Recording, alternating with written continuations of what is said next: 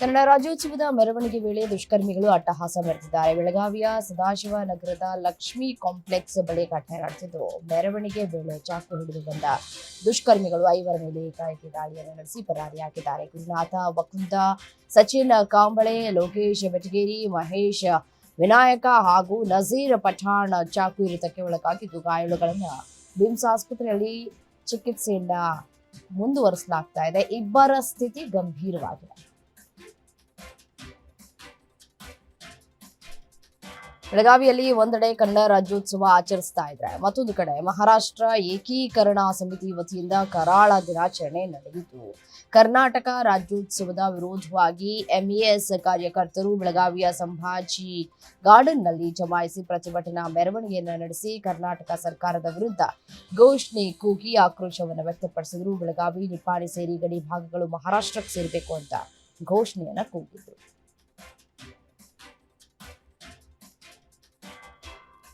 ಬೆಳಗಾವಿಯಲ್ಲಿ ಎಂಇಎಸ್ ಪುಂಜರ ಕರಾಳ ದಿನಾಚರಣೆ ಬೆನ್ನಲ್ಲೇ ಅಥಣಿಯಲ್ಲಿ ಕರ್ನಾಟಕ ರಕ್ಷಣಾ ವೇದಿಕೆ ಪ್ರತಿಭಟನೆ ನಡೆಸಿದ್ದಾರೆ. ಜೇವರ್ಗಿ ಸಂಕೇಶ್ವರ ರಾಜ್ಯ ಹೆದ್ದಾರಿ ತಡೆದು ಪ್ರತಿಭಟನೆ ನಡೆಸಿ ಮಹಾರಾಷ್ಟ್ರ ಸಾರಿಗೆ ಬಸ್ಗಳನ್ನು ತಡೆದು ಬೆಳಗಾವಿ ಜಿಲ್ಲಾಡಳಿತ ವಿರುದ್ಧವೇ ಕರವೇ ಕಾರ್ಯಕರ್ತರು ಆಕ್ರೋಶವನ್ನು ಹೊರಹಾಕಿದ್ದಾರೆ. ಎಂಇಎಸ್ ನಾಯಿಗಳಿಗೆ ಧಿಕ್ಕಾರ ಅಂತ ಘೋಷಣೆ ಕೂಗಿ ಆಕ್ರೋಶವನ್ನು ವ್ಯಕ್ತಪಡಿಸಿದ್ದಾರೆ. ನಾಡ ಹಬ್ಬದ ದಿನದಂದೇ ಕಲಬುರಗಿಯಲ್ಲಿ ಪ್ರತ್ಯೇಕ ರಾಜ್ಯದ ಕೂಗು ಮೊಳಗಿದೆ. ಕಲ್ಯಾಣ ಕರ್ನಾಟಕ ಪ್ರತ್ಯೇಕ ರಾಜ್ಯಕ್ಕೆ ಆಗ್ರಹಿಸಿ ಪ್ರತ್ಯೇಕ ಧ್ವಜಾರೋಹಣಕ್ಕೆ ಯತ್ನಿಸಿದ್ದಾರೆ. ಈ ಹಿನ್ನೆಲೆ ಸಮಿತಿ ಅಧ್ಯಕ್ಷ ಎಂಎಸ್ ಪಾಟೀಲ್ ನರಿಬೋಳ ಸೇರಿದಂತೆ 20ಕ್ಕೂ ಅಧಿಕ ಹೋರಾಟಗಾರರನ್ನ ಅರೆಸ್ಟ್ ಮಾಡಲಾಗಿದೆ.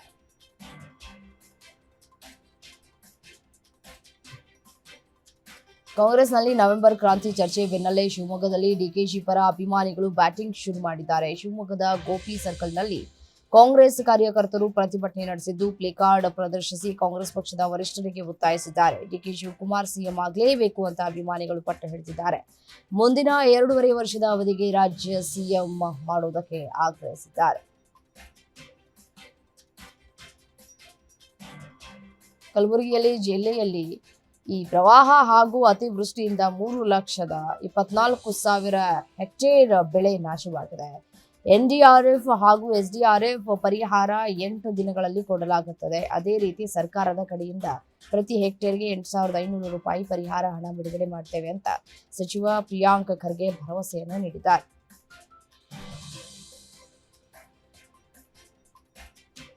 ರಾಜ್ಯದಲ್ಲಿ ಆರ್ಎಸ್ಎಸ್ ಬ್ಯಾನ್ ವಿಚಾರದ ಕಿಚ್ಚು ಹೆಚ್ಚಾದ ಬೆನ್ನಲ್ಲೇ ಆರ್ಎಸ್ಎಸ್ ಅನ್ನ ನಿಷೇಧಿಸುವ ವಿಪಕ್ಷಗಳ ಒತ್ತಾಯ ಹೆಚ್ಚಾಗ್ತಾ ಇದೆ. ಇದು ರಾಜಕೀಯ ಸ್ವರೂಪವನ್ನು ಪಡೆದ ಹಿನ್ನೆಲೆ ಆರ್ಎಸ್ಎಸ್ ಪ್ರಧಾನ ಕಾರ್ಯದರ್ಶಿ ದತ್ತಾತ್ರೇಯ ಹೊಸಬಾಳೆ ಈ ಬಗ್ಗೆ ಪ್ರತಿಕ್ರಿಯೆ ಕೊಟ್ಟಿದ್ದಾರೆ. ಆರ್ಎಸ್ಎಸ್ ಅನ್ನ ಕಾನೂನು ಬಾಹಿರಗೊಳಿಸುವ ಪ್ರಯತ್ನಗಳು ಹೊಸದಲ್ಲ. ಈ ಹಿಂದೆ ಪದೇ ಪದೇ ಈ ಪ್ರಯತ್ನ ನಡೆದಿದೆ, ಆದರೆ ಅದು ವಿಫಲವಾಗಿದೆ ಎಂದಿದ್ದಾರೆ. ಆರ್ಎಸ್ಎಸ್ ಈ ಹಿಂದೆ ಒಮ್ಮೆ ಅಲ್ಲ 3 ಬಾರಿ ಕಾಂಗ್ರೆಸ್ ಸರ್ಕಾರಗಳ ಅಡಿಯಲ್ಲಿ ನಿಷೇಧದ ಪ್ರಯತ್ನವನ್ನು ಎದುರಿಸಿದೆ ಅಂತ.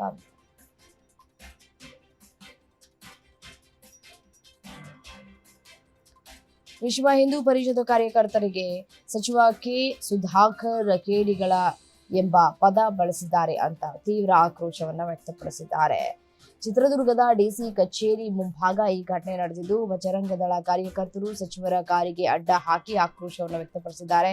ಹೌಸಿಂಗ್ ಬೋರ್ಡ್ ಕಾಲೋನಿಯಲ್ಲಿ ಅಕ್ರಮವಾಗಿ ಮಸೀದಿ ಕಟ್ತಾ ಇರುವ ವಿಚಾರಕ್ಕೆ ಮನವಿ ಸಲ್ಲಿಸುವುದಕ್ಕೆ ಬಂದಿದ್ದ ವೇಳೆ ಸಚಿವ ಸುಧಾಕರ್ ಕೇಡಿಗಳು ಎಂಬ ಪದ ಬಳಸಿದ್ದಾರೆ ಅಂತ ಆರೋಪಿಸಿದ್ದಾರೆ.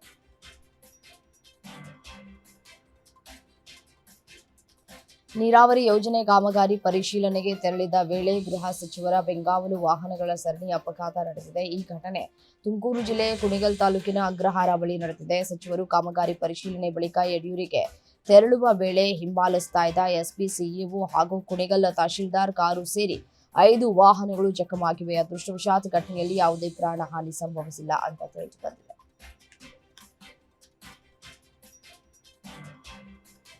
ಮಂಡ್ಯ ಜಿಲ್ಲೆಯ ಮದ್ದೂರಿನ ಹೊಂಬಾಳೆಗೌಡನ ದೊಡ್ಡಿಯ ಮನೆಯೊಂದರಲ್ಲಿ ರಕ್ತದ ಕಲೆ ಪ್ರಕರಣದಲ್ಲಿ ರೋಚಕ ಮಾಹಿತಿ ಬಯಲಾಗಿದೆ. ಪೊಲೀಸರ ಎಫ್ಎಸ್ಎಲ್ ವರದಿಯಲ್ಲಿ ಮನೆಯಲ್ಲಿ ಇದ್ದಿದ್ದು ಮನುಷ್ಯನ ರಕ್ತದ ಕಲೆ ಎಂದು ದೃಢಪಟ್ಟಿದೆ. ಸಹೋದರರ ಆಸ್ತಿ ಕಲಹಕ್ಕೆ ಮನೆಯಲ್ಲಿದ್ದ ದಂಪತಿಯೇ ಈ ಮಾಸ್ಟರ್ ಪ್ಲಾನ್ ಕೊಲೆ ಮಾಡಿದ್ದಾರೆ. ಎಫ್ಎಸ್ಎಲ್ ವರದಿ ಆಧರಿಸಿ ತನಿಖೆ ಚುರುಕುಗೊಳಿಸಿದ ಪೊಲೀಸರು ವಿಚಾರಣೆ ವೇಳೆ ದಂಪತಿ ಸತ್ಯವನ್ನ ಬಾಯ್ಬಿಟ್ಟಿದ್ದಾರೆ. ಯಾದಗಿರಿಯಲ್ಲಿ ಆರ್ಎಸ್ಎಸ್ ಡಿಎಸ್ಎಸ್ ನಡುವೆ ಪಥಸಂಚಲನ ಫೈಟ್ ನಡೆದಿದೆ. ದೊಣ್ಣೆ ಹಿಡಿದು ಆರ್ಎಸ್ಎಸ್ ಪಥಸಂಚಲನ ನಡೆಸುವುದಕ್ಕೆ ಅನುಮತಿ ನೀಡದಂತೆ ಜಿಲ್ಲಾಡಳಿತಕ್ಕೆ ಕರ್ನಾಟಕ ರಾಜ್ಯ ದಲಿತ ಸಂಘರ್ಷ ಸಮಿತಿಯಿಂದ ಡಿಸಿ ಹರ್ಷಲ್ ಬೋಯರ್ಗೆ ಮನವಿ ಮಾಡಿದ್ದಾರೆ. ಆರ್ಎಸ್ಎಸ್ನಂತೆ ಕೆಆರ್ಡಿಎಸ್ಎಸ್ಗೂ ಸಂವಿಧಾನ ಪೀಠಿಕೆ ನೀಲಿ ಧ್ವಜ ಲಾಠಿ ಹಿಡಿದು ಪಥಸಂಚಲನಕ್ಕೆ ಅನುಮತಿ ನೀಡುವಂತೆ ಡಿಮ್ಯಾಂಡ್ ಮಾಡಿದ್ದಾರೆ.